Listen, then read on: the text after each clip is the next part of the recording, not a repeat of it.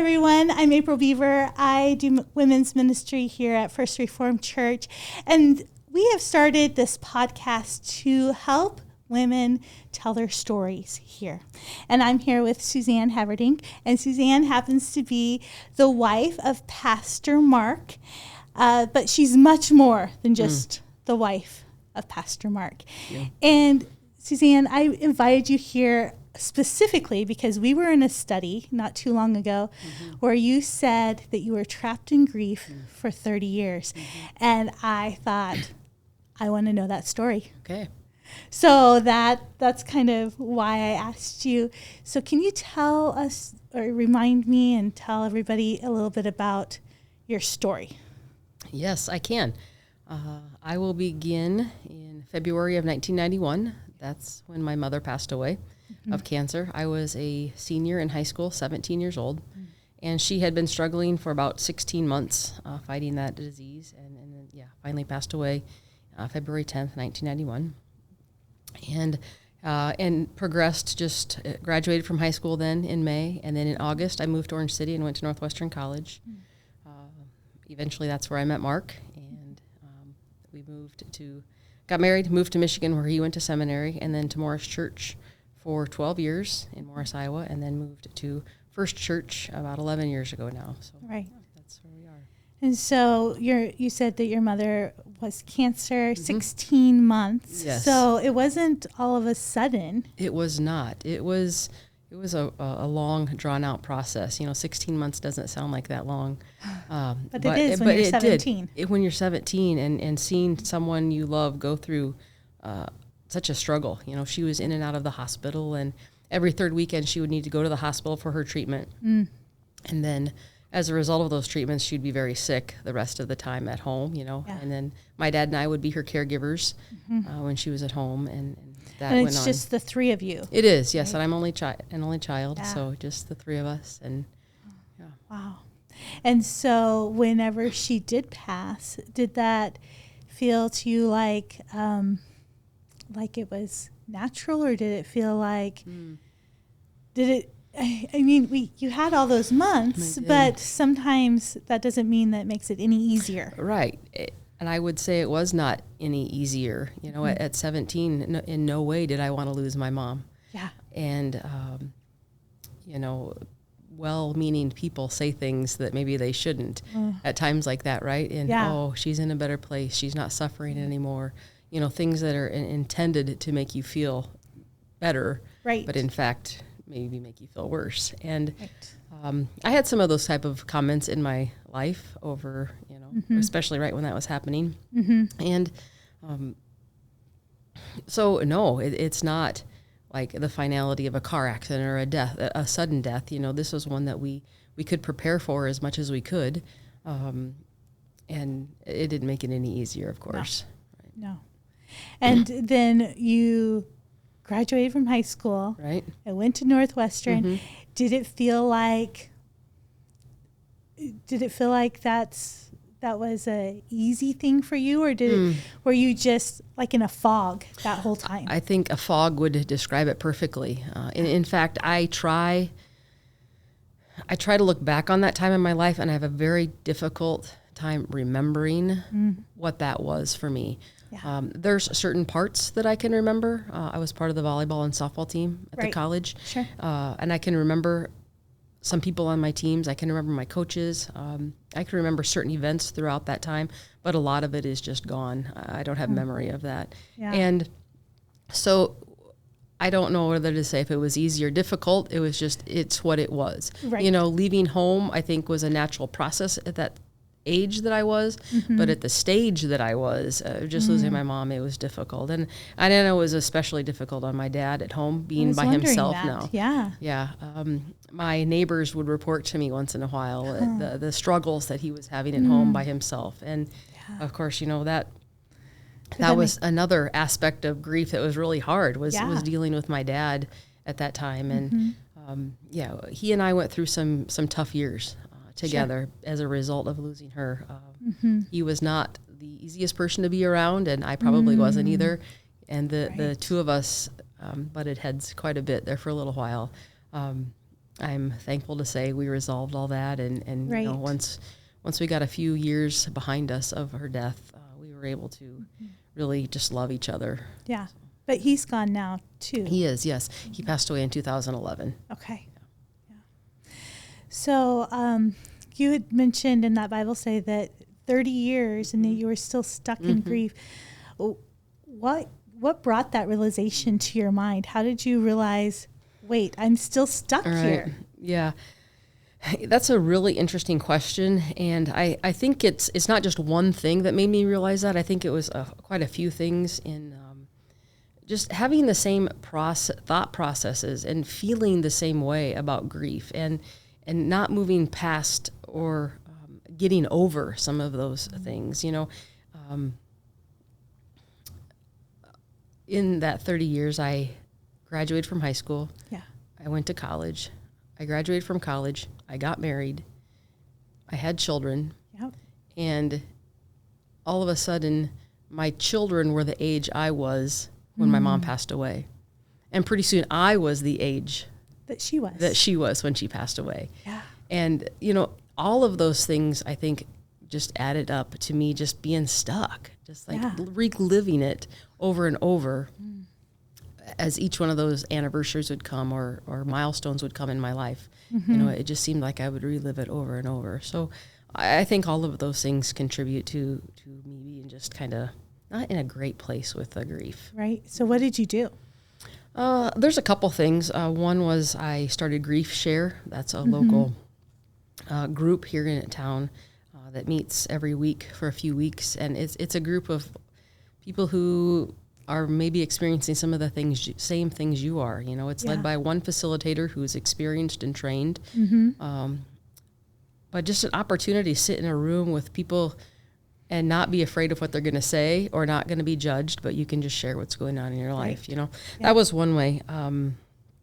I feel like I started the process. Another way was I started talking about her more. You know, I started sharing stories with my kids, and I started sharing memories that maybe would come back about things she did or things we did together. And for me, that was very therapeutic. Right. Yeah, instead of it just feeling like you had to shut that part right. off. You were able to open yourself up there. You know, one of the things I think for me was, does anybody really want to hear my story?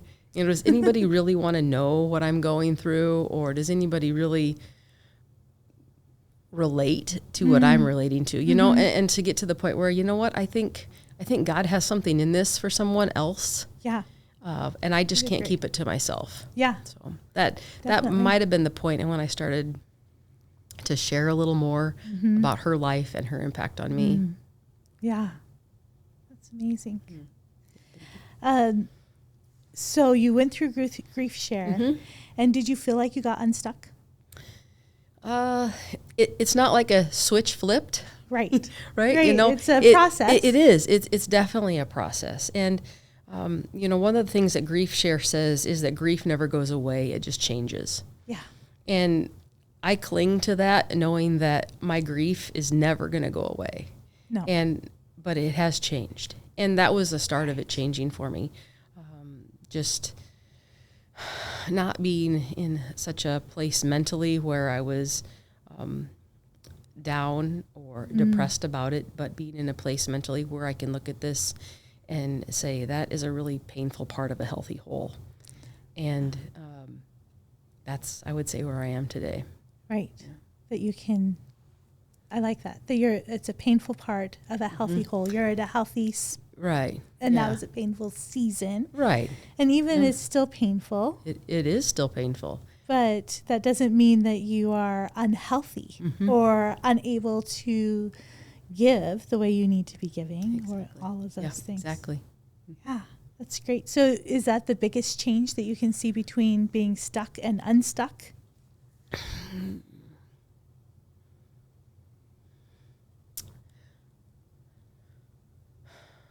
I think, the change between stuck and unstuck is just the opportunities that I put myself in to talk about my grief and not keeping it to myself. Yeah. I think that's the biggest thing that for me that has changed.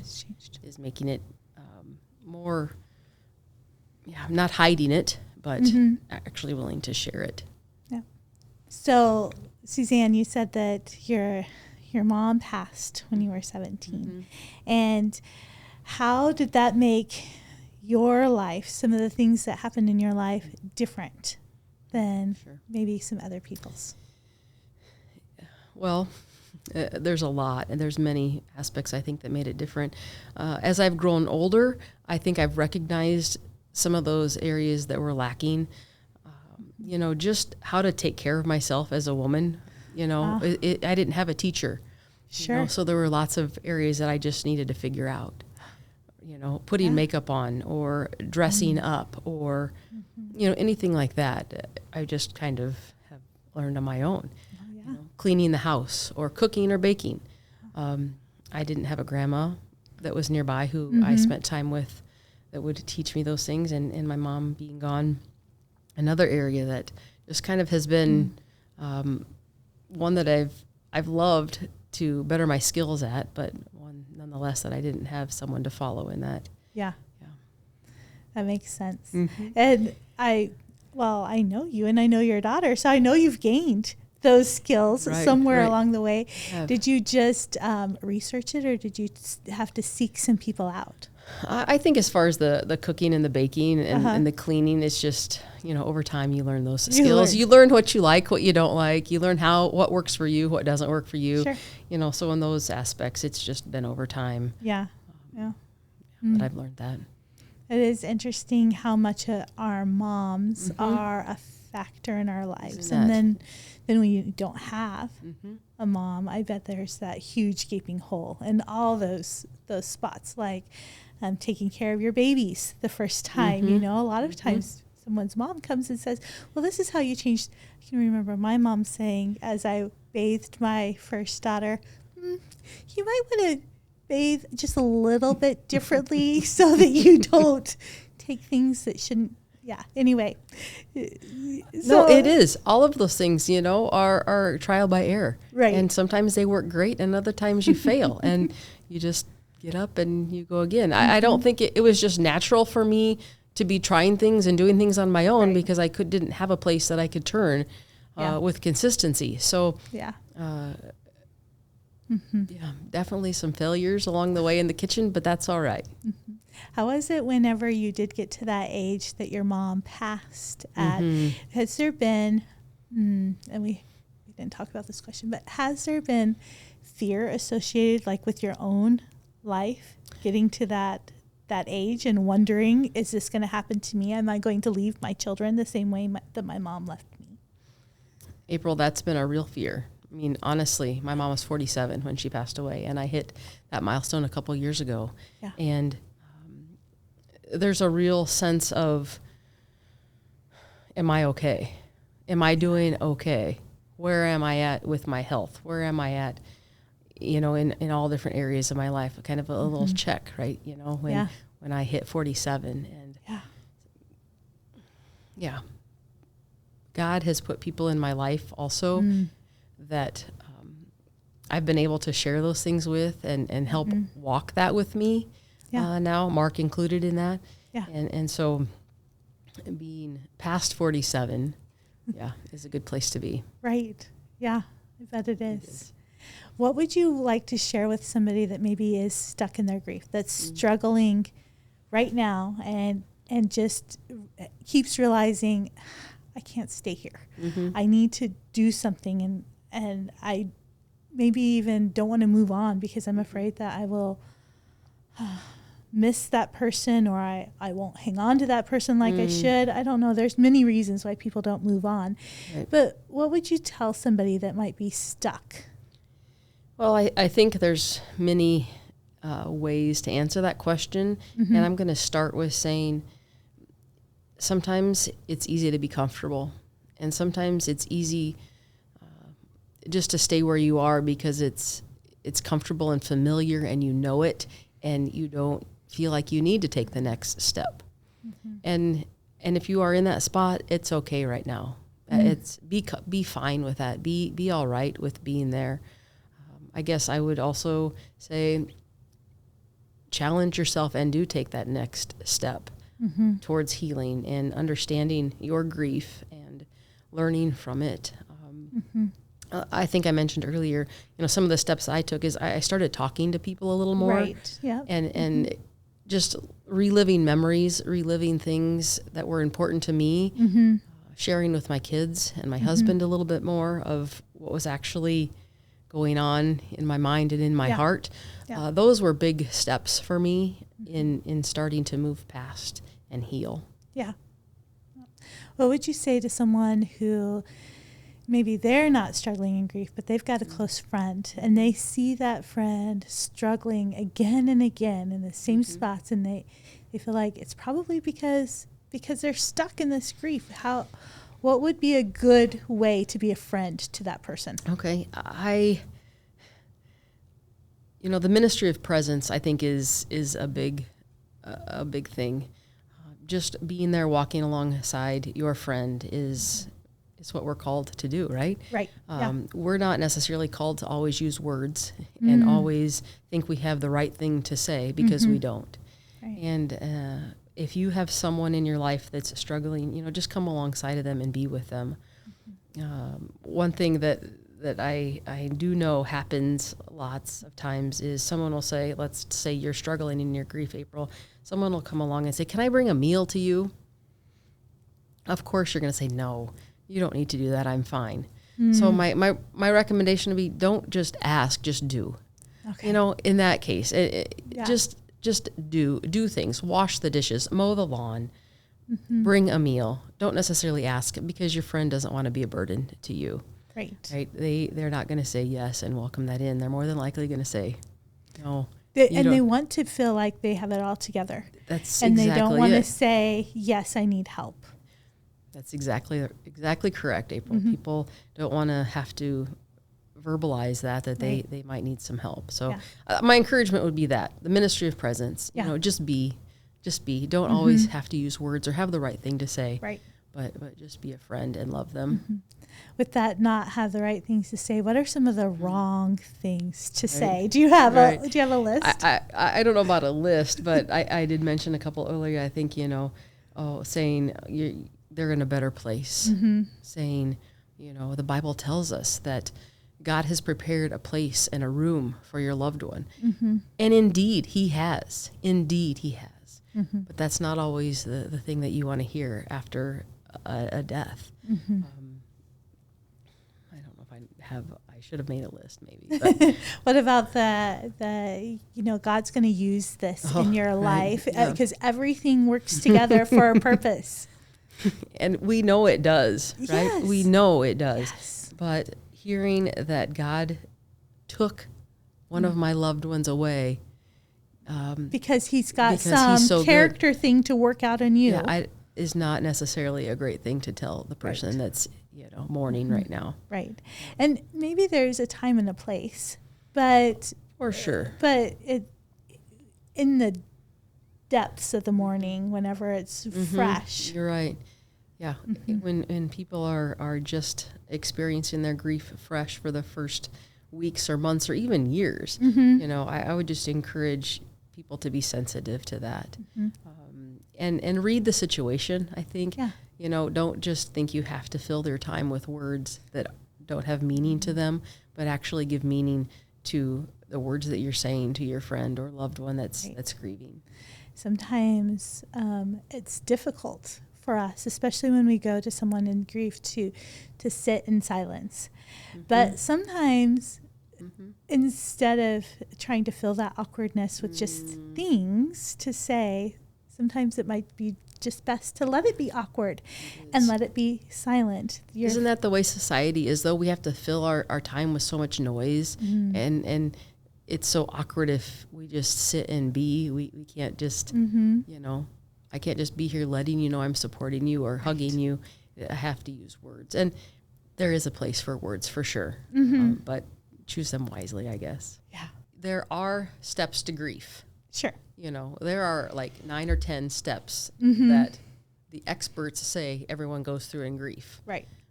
But you don't go 1, 2, 3, 4, 5, 6, 7, 8, 9. You might go 1, 2, 7, 6, 4, You know, nobody is going to do it the same. Right. And so to sit down and say, if you have a friend who just lost someone, do this, this, and this, there isn't that recipe to help someone, right? Because everybody grieves at their own pace. And that's probably when we need to call on the Holy Spirit to help us Amen. know exactly how we do need to minister to our friends. Exactly.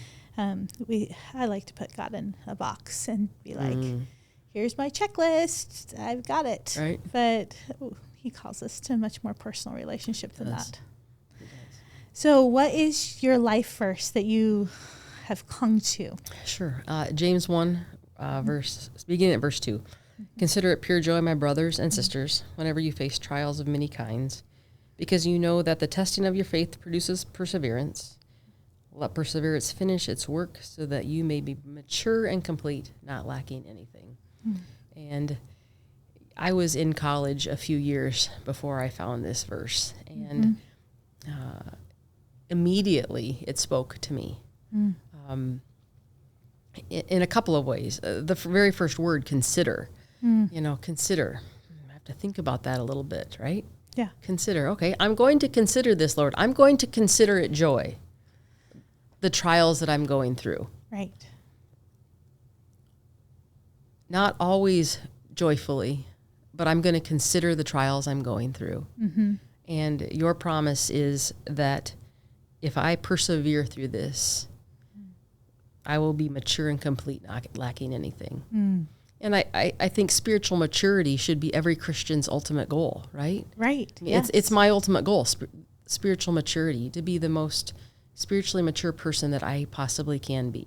Yeah. And this verse promises me, if I persevere through the trials, through the storms, that God is going to keep working in me to get me to that place of spiritual maturity. So that's my life verse. Yeah, that's beautiful. And I love that that God can take your trial that you were in the midst of in college and tell you, yes, I know it's a trial, but do this with it. Consider it joy. Walk with me, and I'm going to lead you somewhere. Right. And, you know, it's almost 32 years later since my mom passed away, and I'm still considering it, right? I'm still working on having joy in my life. And it has changed. It totally has changed over the course of 32 years. And, you know, even the past 11 years of my father being gone. But it's amazing how God blesses us and changes us and works on us, right? Yeah. And so that's your life verse. You have something else that God's talking to you about right now? I do. I have a verse from Isaiah 26, verse 3, 4, and 5. Okay. You will keep in perfect peace those whose minds are steadfast because they trust you. Trust in the Lord forever, for the Lord himself is the rock eternal. And it's the beginning part of that verse that I've been working on and God has been talking to me about lately. And that's keeping my mind steadfast. You know, what does that actually mean in my life? And what does that actually mean in your life? And how do we daily keep our mind steadfast and focused on him? But the promise of that is beautiful. Perfect peace. You will keep in perfect peace those whose minds are steadfast. And that's another one of my desires is perfect peace with him. I love that. And I like with both of those verses how you said that there was something that you had to do and then the promise associated with it. And I think that that's a beautiful way to look at God's word, that it'll say, do this and I will. God always one-ups us. Well, I should say one-up. It's just so much more. Right. We do this tiny little thing and he then overwhelms us. So with this one, overwhelms us with the perfect peace. Right. And that peace is not something that the world can have. And, you know, the world may feel like I've got peace. There's a lot of people out there that think, oh, well, but they don't know what it is until it's the peace that surpasses understanding. Yeah, God's perfect peace. Right. Yes, exactly. beautiful. Well, thank you so much Yes. for sharing with us. Thank you for allowing me to share my story. Yeah. It's healing and therapeutic for me as well. Mm-hmm. Yeah, it's so good to know that God can bring us from where we are, right, wherever that spot is, even if it's a really hard place, and then he can use us. Thank you, April. Mm-hmm. Thanks. Mm-hmm.